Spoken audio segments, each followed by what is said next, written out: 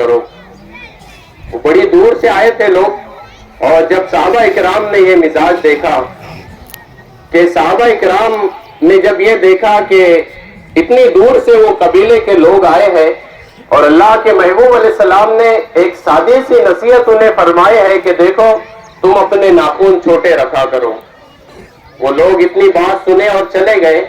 بعد میں صحابہ اکرام نے ان سے سوال کیا، اللہ کے محبوب علیہ السلام کی بارگاہ میں صحابہ اکرام نے پوچھا کہ اللہ کے پیارے رسول صلی اللہ علیہ وسلم، قبیلے کے لوگ بڑی دور سے آپ کی بارگاہ میں آئے تھے، تو آپ نے صرف ان کو ایک نصیحت فرمائی کہ ناخن چھوٹے رکھا کرو. تو اللہ کے پیارے محبوب علیہ السلام نے فرمائے کہ بات کچھ اس طرح ہے کہ وہ قبیلے کے لوگ اکثر بکریاں پالتے ہیں، اور ان کے ناخن جب بڑے ہوتے ہیں تو وہ بکریوں کا دودھ دونے میں بکریوں کو تکلیف پہنچاتے ہیں. میاں کہاں سے لاؤں گے ایسا رحم دل انسان، کہاں سے لاؤں گے اتنی باریک رحم دلی کرنے والی ہستی کہ میرے رسول نے اتنا بکریوں کا خیال فرمایا ہے کہ ناخن تک ان کے تھنوں میں چبھنے سے بچایا ہے. اور قبیلے والوں سے کہا کہ تم دودھ دھوتے ہو تو اپنے ناخن چھوٹے رکھا کرو تاکہ بکریوں کے تھنوں کو ناخنوں کی وجہ سے تکلیف نہ ہو. اور میاں ہمارے رسول تو ناخن کے ذریعے ایک بکری کو تکلیف نہیں دینا جانتے ہیں، تو امت کو بھی انہوں نے یہی درس دیا ہے کہ جس کے بھی ساتھ پیش آؤ رحم دلی سے آؤ. یہ ایک اللہ کے محبوب علیہ السلام کا دیا ہوا مزاج ہے. آج عید کا مبارک دن ہے، خوشی کا دن ہے، مسرت کا دن ہے، شادمانی کا دن ہے، ایک دوسرے کو گلے لگانے کا دن ہے، غریبوں کا خیال رکھنے کا دن ہے. جتنا ہو سکے اپنے آپ سے فراخ دلی کا مظاہرہ کریں، جتنا ہو سکے آج کے مبارک دن کو اللہ کی عبادت میں، اللہ کے محبوب علیہ السلام پر درود پاک پڑھنے میں اور ذکر و اذکار میں گزارنے کی کوشش کریں. بڑا اچھا لگتا تھا رمضان شریف کے مہینے میں جوق در جوق لوگ دور دراز سے نمازوں کے لیے تشریف لاتے، مسجدیں پوری طرح سے بڑی ہوتی اور ایک روحانیت کا عالم ہوتا، ایک نور کا عالم ہوتا، ایک کیفیت کا عالم ہوتا.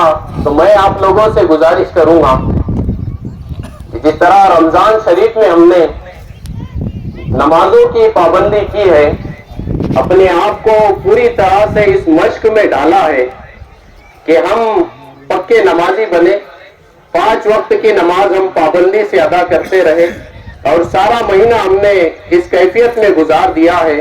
تو کیا اب رمضان کے بعد آپ نماز نہیں پڑھو گے؟ مطلب نہیں پڑھیں گے؟ پڑھیں گے انشاءاللہ. ایک مہینہ آپ نے پریکٹس کری ہے، مشق کری ہے، اپنے آپ کو نمازی بنانے کی کوشش کری ہے، اور ایک مہینہ آپ مسلسل نماز پڑھتے رہے. سال بھر جو بندہ فجر میں نہیں اٹھتا تھا وہ رمضان کے سارے مہینے میں فجر کی نماز سے پہلے سحری میں اٹھتا رہا، فجر کی نماز جماعت سے پڑھتا رہا. تو رمضان شریف کے بعد بھی آپ نمازوں کی عادت یہی رکھیے. میرا دل سے آپ لوگوں کو پیغام ہے. اور یہاں جو آپ لوگ اتنی تعداد میں جمع ہوئے ہیں، تو روزے کے جو ہم نے اہتمام کیے ہیں رمضان شریف میں، تو کیا ملا ہے روزے رکھ کر؟ اس کا بنیادی مقصد اللہ تعالیٰ نے کیا رکھا ہے؟ قرآن مجید میں ارشاد باری تعالیٰ ہے، یا ایھا الذین آمنوا، اے ایمان والو، کتب علیکم الصیام کما کتب علی الذین من قبلکم، تم پر روزے فرض کیے گئے ہیں جس طرح تم سے پہلی والی امتوں پر فرض کیے گئے تھے. مالک روزے کیوں فرض کیے گئے ہیں؟ کیوں بھوکے پیاسے رکھنا ہمیں چاہتا ہے؟ ایک ماں نہیں چاہتی کہ بچہ اس کا بھوکا اور پیاسا رہے.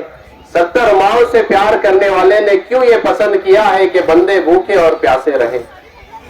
عزیزوں، اس کا مقصد اللہ تعالیٰ نے بیان فرمایا ہے کہ لعلکم تتقون، تاکہ تم پرہیزگار ہو جاؤ. تمہیں روزے اس لیے رکھنا ہے تاکہ تم متقی بن جاؤ، پرہیزگار بن جاؤ. جب روزے رکھو گے اور بھوک کی کیفیتوں سے گزرو گے تو تمہیں معلوم ہوگا کہ بھوک کسے کہتے ہیں. اور زندگی بھر جو شکم سیر ہو کر کھاتے رہے انہیں کیا پتا چلے گا کہ غریب زندگی کیسے گزارتا ہے.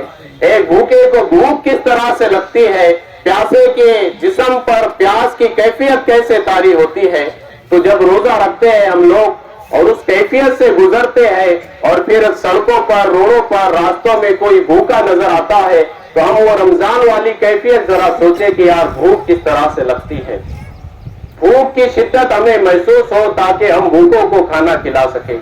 پیاس کی شدت ہمیں محسوس ہو تاکہ ہم پیاسے کو پانی پلانے کا پوری طرح سے حق جو ہوتا ہے اس کو سمجھ سکیں. اور لعلکم تتقون تاکہ تم پرہیزگار ہو جاؤ. یہ روزہ تزکیہ نفس کرتا ہے.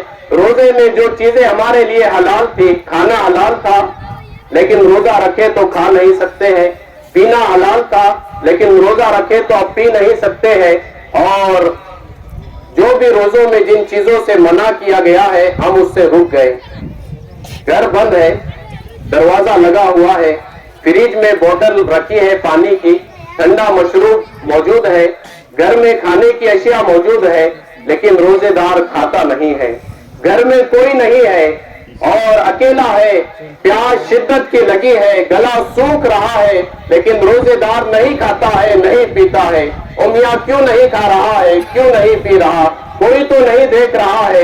وہ کہتا ہے کوئی نہ دیکھے لیکن جس ذات کے لیے روزہ رکھا ہے وہ مالک ضرور دیکھ رہا ہے.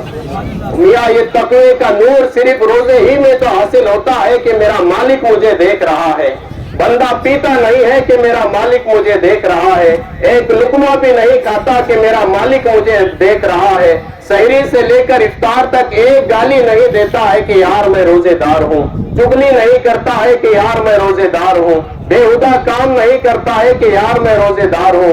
گندی فلمیں نہیں دیکھتا ہے کہ یار میں روزے دار ہوں. اور میاں سال بھر یہی کیفیت اپنے اوپر طاری کر لو.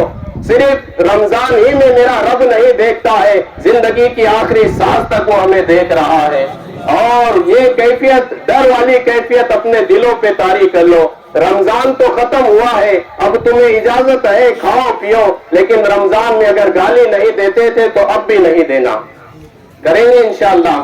رمضان میں اگر روزے کی حالت میں غیبت اور چغلی سے, تکبر سے, حسد سے, کینہ سے, بغض سے, عداوت سے اور یہ تمام برائیوں سے بچے رہے تو پھر رمضان کے بعد بھی یہی کیفیت رکھو, انشاءاللہ کامیاب ہو جاؤ گے.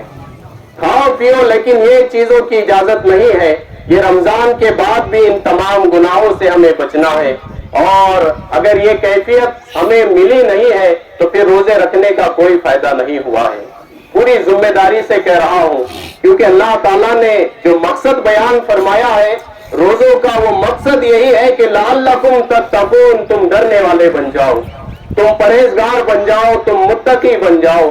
اور اگر تم متقی نہیں بنے, مہینے بھر کے روزے رکھا ہے, 30 دن کے 29 دن کے پورے روزے رکھے ہیں, اور رمضان کے بعد ہی سے اگر فحش باتیں شروع ہو گئی, فحش کلام شروع ہو گیا, گندی باتیں شروع ہو گئی, گندے خیالات شروع ہو گئے, غلط کام شروع ہو گئے, رشوتیں شروع ہو گئی, جھوٹ بولنا شروع ہو گیا, تو میاں عبادت کرنا کمال نہیں ہے, عبادت کو بچا کے رکھنا کمال ہے.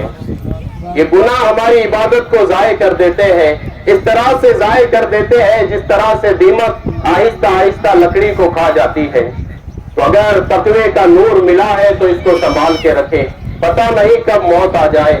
میں دیکھ رہا تھا بہت سارے نوجوانوں کے کانٹیکٹ میرے پاس موجود ہے, تقریباً 1100 لوگ جڑے ہیں. گائے بگائے سب کے اسٹیٹس میں کبھی کبھی چیک کرتا رہتا ہوں.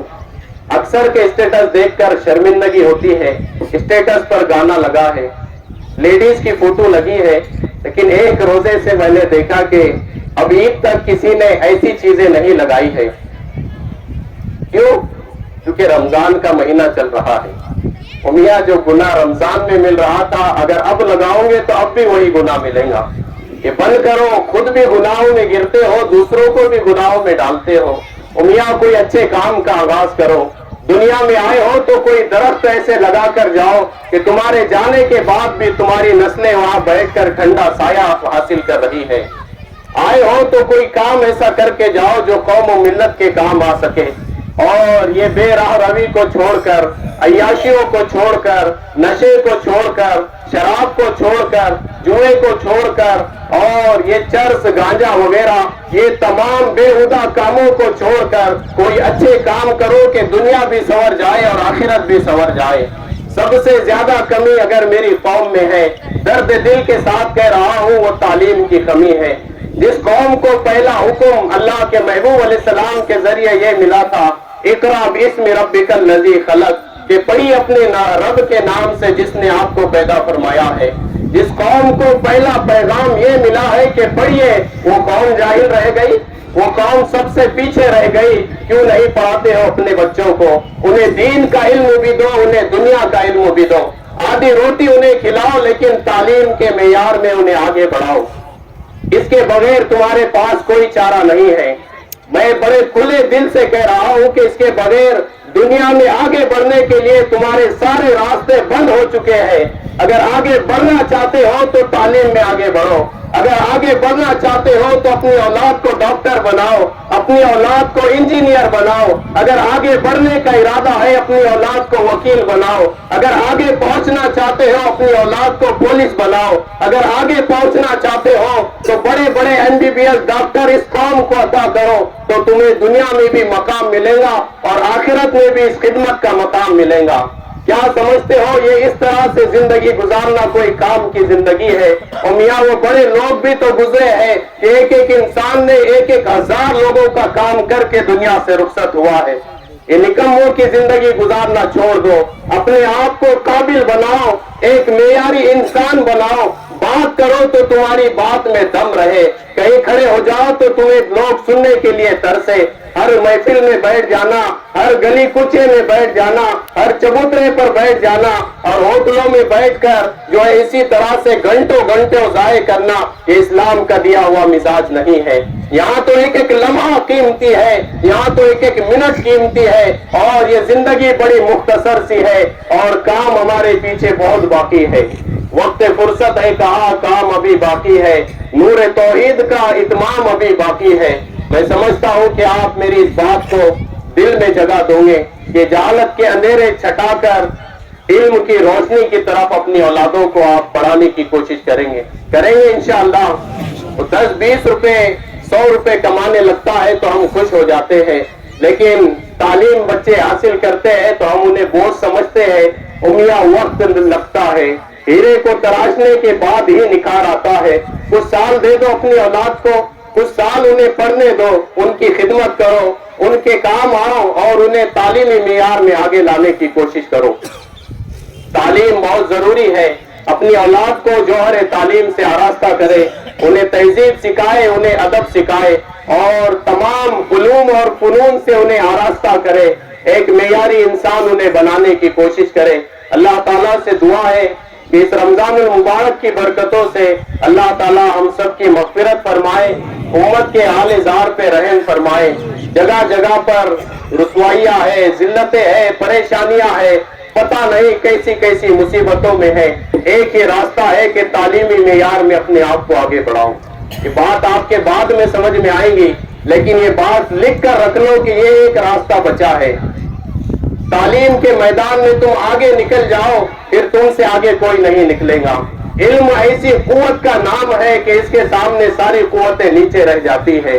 نالج فل بنو، قانون کا نالج حاصل کرو، مذہب کا نالج حاصل کرو، تعلیمی معیار میں ہر زبان، ہر لینگویج، اور اردو ہو، مراٹھی ہو، انگلش ہو، عربی ہو، تمام زبانوں پر عبور حاصل کرو اور قوم و ملت کے کام آؤ۔